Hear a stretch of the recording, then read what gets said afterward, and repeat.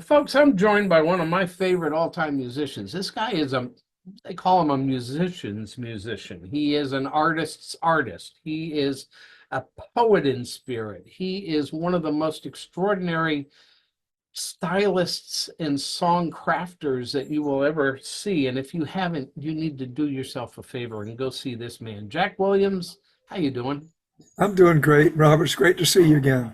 It's been a long time since we've had a chance to catch up. Where are you right now? Where's that rocking chair? I'm on my front porch in West Fork, 10 miles out of West Fork, Arkansas, 25 miles from Fayetteville, the college town. And I'm just sitting out here looking over a couple acres, waiting for the deer to come out in the evening and enjoying the hell out of myself. That looks like a really peaceful place you got there, Jack. That's cool. It is. You're a South Carolinian, really, aren't you? Yes, I am originally. I'm a military kid, though. Oh, okay. So by the time in the first grade, I was in the Panama Canal Zone, and then it went 17 schools from there. Oh, goodness. So you have lived a few places. And Yes. actually, your life is a lot of time on the road still, isn't it? Until the pandemic. When the pandemic hit, we turned to Zoom, which worked very nicely for us, very nicely, in fact. And we did maybe 2 or 3 dozen concerts by Zoom and just kept the career rolling along. And when it was all over, I realized how much I had enjoyed not having to do all the booking that I'd been doing for the last 65 years. And I've been doing this since 1958. Yeah. So booking was the one thing that was not in my nature, but I had to do it. I had to live. And I did a decent job of it over the years, but I just got to where I couldn't make myself go back and do it anymore. So Judy and I decided, let's back off, stay home, do 1 or 2 major forays a year rather than 5, 6, or 7. And that's it. So here I sit. I know that you're getting ready to start a tour, and I know that because when we decided to go ahead and do this old Vienna reunion gathering mini festival thing, you were the first phone call I made. Oh, Jack I am Williams, honored. and you've seen the lineup. We're pretty impressed with the folks who are playing, but I remember Jack's got to be first on this list. He is just, but your time at the Old Vienna really kind of started in the later years. Old Vienna was 86 to 96. Right. I was Really 94, 95. Yeah, that's about where I kind of remember you first coming in.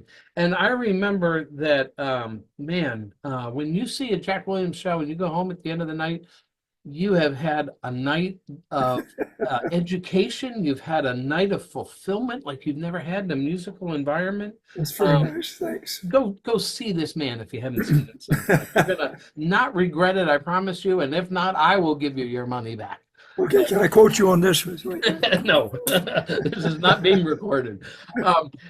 Jack, you also, things changed a lot with COVID. I'm curious about 2 things. One is the technology changed on how we all did our bookings then. I mean, the old Vienna was handwritten flyers that went out, flyers that Right. had to be mimeographed and photocopied and folded and then bundled and taken to the post office. And artists had to actually have zip code kind of things to how do I determine who I want to invite, because I don't want to waste postage money. And tell me a little bit about how technology has changed both pre-COVID and now, of course, post-COVID. Well, we used to send postcards to my mailing list. And with 20,000 people on the mailing list, it got to be pretty hefty. Yeah. I was spending all night in the post office with a sponge, stamping.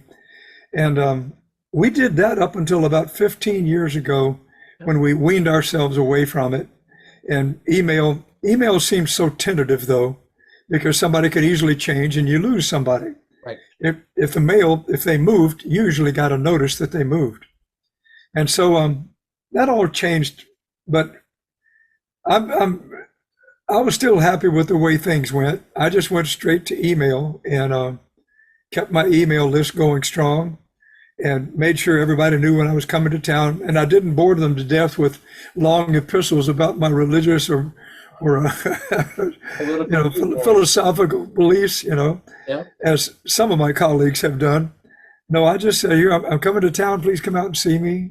Or new CD. I tell them when a new CD comes out. So it has only changed from postal to email. I have not adapted well to streaming. And if you go to my YouTube page, I don't know what's there. I don't know. I think there's something there, but I don't understand. I don't understand it. I mean, I just turned 80 in December, so I'm allowed to let this stuff slide. Yes, sir. Do you remember coming and playing the old Vienna in those first couple of Absolutely. What do you I remember? remember it extremely well. Tell me a little about that. Well, I can tell you a lot about it. I think Mike Duffy was hosting the first time I played. Okay. I think. But I kept coming back even when I'd always come and play the open mic. And then I was a feature on at least one occasion. And that was a lot of fun. And I was astounded at how many people showed up at the open mic on a Thursday night. It was just compared to all the other places in the country that I'd been. And the one thing I learned, I eventually went back to South Carolina and had about a 2-year run with an open mic writers night. Yeah. Writers only. I had to specify that because everybody in town just wanted to come play their Joni Mitchells and Van Morrisons. And I said, this is just for writers. We did it for 2 years and was very successful. And now I've come here to Arkansas, and a little over a year ago, I started a once a month songwriters open mic. And why I'm telling you this is because I saw the way that you and Mike handled the open mic at the old Vienna. And I so admired that. And I thought, this is great. There's great structure here, and there's great freedom, and there's always support, constant, gentle support. I just kept thinking, that's kind of what I want to do while I grow up. I want to help support other people. And I modeled it after how you ran that. And I've had 2 really good runs. And right now we have a packed house the second Tuesday every month. At the what's called the Folk School of Fayetteville, where they have jams there and they have concerts and they have lessons and whatnot. Yeah. But they let me have one night a month, and we just fill the room. And writers come from all over Northwest Arkansas, Missouri, Kansas. You bring up, what a lot of folks don't realize when you hear the word open mic is, to a lot of folks, there's a perception going on. And right. At that time, the whole Boston scene was just this burgeoning, amazing, developing, blossoming scene that really was drawing the attention of a lot of folks. And our open mic would actually have a waiting line at the door for folks trying to get in on a regular basis. I remember that. And you'd have some amazing people show up to do a couple of songs. All in the same night. You could see Dar Williams and Ellis Paul and Vince Gilbert and Greg Greenway and Katie Curtis, and just this amazing collection of folks who were all kind of getting their start at the same time. When I arrived there, Ellis Paul, Brian Dozier, John Svetke, and Ellis Paul had done their end construction or something. Yes, that's it. Yep. They had just done that, and that was the one thing that I remembered about that time. There was such energy. It was like a ball of energy around Cambridge, and I walked right into it, and I would come up there. I had just left the rock and roll world in about 1990. Yep. It was the most daring thing I've ever done in my life, because I left my bread and butter. I jumped ship. I was making very little money, but I was making a living. And then I decided, I don't want to do this. I have things I want to say. I have songs I want to play for people who care. And I came to New England because I did a songwriters round in Montgomery, Alabama, and there was this young guy there, this black-haired kid from Massachusetts, John Svetke, who was there with us, with a couple of Alabamians and me. And when it was all over, he said, "Man, you gotta come to New England." And I said, "No way, man. I'm not going anywhere past DC. I can't stand the traffic. It's just too many people for me." He said, "You got to do it." And I knew when he was from New England because he pulled a writing pad out of his shirt pocket. Yeah. Nobody in Alabama has a writing pad in their shirt pocket, even the best writers. And he pulled it out and he wrote down O Vienna Coffeehaus, the Iron Horse, the Cantab Lounge. He wrote down, Passim in the Middle East. And yeah, he wrote it all down for me. And he said, "You got to come up. You can come stay with me." And I did. And I came up, and he was my introduction to that area and to the old Vienna. no, So thanks to John. yeah, a big nod. John and I first met before I knew of his before his musical career blossomed. We were both going to Emerson College, and we both found ourselves on WERS, the radio station, the coffee house program that had a 5-hour daily, imagine, contemporary folk and acoustic music show every day. And he was one of the DJs while I was kind of helping to coordinate the coffee house program. And so it was kind of unusual one day to actually see him carrying a guitar and recognizing, oh, you play too. Oh, So he plays well. yes, how about that? He does play well, and he's got a great spirit and a great vibe, and a long time running band and a great fan base, as a matter of fact. Oh yeah, I love his band. Tell When I me, when I'd come to Cambridge, I would camp.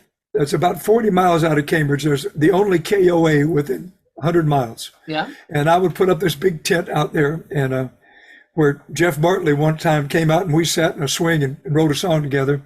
And he said, "You live here in this tent?" I said, "Yeah, when I come up here, I live in this tent." And so that's where I would stay, and I would come in, and I would come to see John if I didn't have a gig, if I didn't have an open mic to play. I was trying to get myself known in your area by hitting every open mic, every opening gig I could get. And I would come in here, and John, I thought his band was just terrific. I heard him at the Kindle Cafe. yeah. I remember that.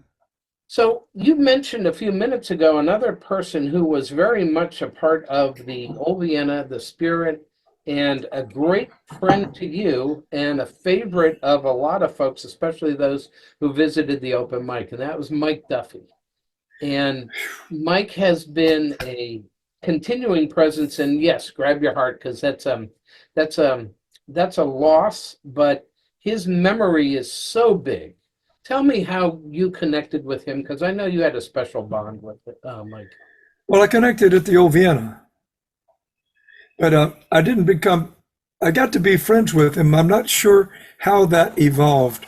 I know that he and Chuck Brodsky, especially with their hockey fanship, they had a club together. And I wasn't part of that club, but Chuck and I were dear friends. And so I think through Chuck, somehow or other, Mike and I became very close friends. Yep. And I would come to visit him, and I remember that I have never known a greater family man, husband, father, and a friend to musicians. He would have musicians come out to his little fire pit back behind his house. We'd sit around, chew the fat, and play songs.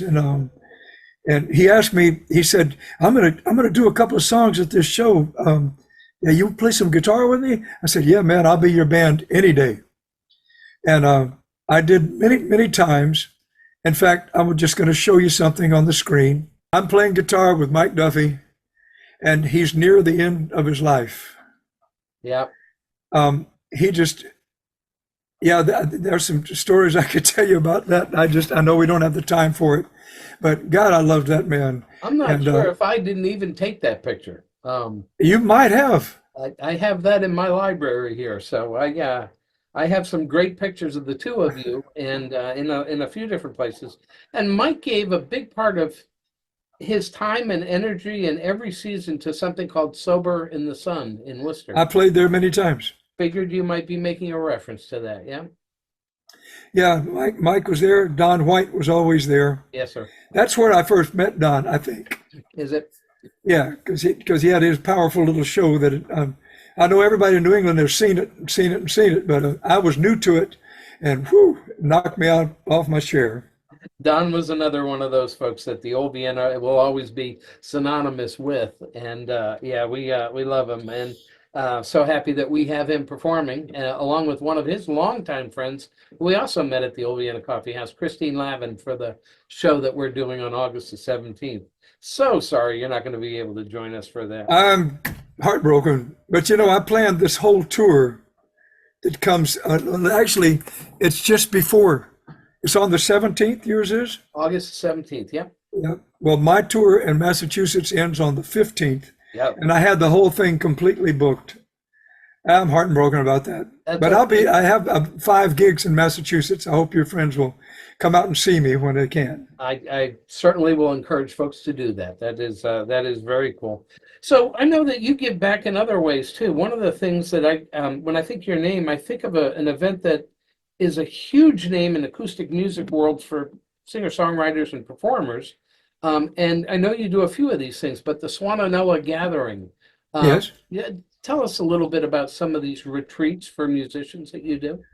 Well, the closest one to you is Sam Week. Yep. Summer Acoustic Music Week, WMB sponsored. Yep. And I taught there for 2 years, and I taught at the Swananoa Gathering down in North Carolina for 2 years. And Swananoa is not like Sam Week. It is in its structure, what it does, that the people come, usually adults come to regain their musical past that they abandoned when they became a CEO or whatever. But in Swananoa, there are 3,000 people attending. Wow. And at Sam Week, there were 60 or 70 when I was there, and it was so much of a close-knit family. Yep. And I was never there long enough to really feel like I was part of that family, but I was welcomed there, and I made some very, very good friends there who I still hope to see when I come up. But Swananoa was interesting, and I didn't think, I hope nobody from Swananoa takes offense at this, but Sam Week was by far the superior learning situation because it hired people because they could teach. Mm-hmm. They hired them because they could teach. Swananoa had the money to book a Tom Paxton, a Janice Ian. But if you study with Janice Ian, you learned Janice Ian. Right. It wasn't that she was teaching songwriting, she was teaching Janice Ian. And no offense to her at all, because people love doing that. Tom Paxton, I don't know how good a teacher he is, and I don't think they cared as long as it was a name that everybody knew. And so Swananoa has its particular charm, and it's based more on rubbing shoulders with folks like that. And Sam Week, I dearly love because I think it was all good teachers. I think I was not as good a teacher there as, say, Cliff Eberhardt or, some of the other folks who were there. And so I've never been back. I always wanted to go back, and I've always wondered why they didn't ask me back. But then I'm old enough to take it and say, okay, I play, but I don't teach as well as those guys, Yeah. Jack, you've put together, 14 albums or so over 14. Your career? Man, DVD and 14 albums, yeah. That's a rich and a vibrant gift back to us who love your music so much. So I'm glad to see. I've got at least 6 or 7 of them here in the house. Well, I'm very happy that people still buy CDs. No matter where I go, they still buy CDs, and not in the numbers that they used to. Yep. But they still sell, and so that's very nice. It's a nice boost to the career. It is that. Jack, I appreciate you taking a little bit of time and talking to us here. Well, you bet. The old Vienna misses you, but we all miss the old Vienna. That's true too. And that's the truth. Jack Williams, you were a wonderful find for me in my life, and I'm so happy that I've had many chances to hear you play and to see how you have helped others in their careers. So thank you for everything you do, man. Oh, thank you, Robert, and thanks for the inspiration for my open mic that's going strong here. And thanks for introducing me to Mike Duffy. Yes, sir. Buckets of rain, buckets of tears, got all them buckets coming out of my ears. I got buckets of moonbeams in my hand. You got all the love, honey, baby, I can stand.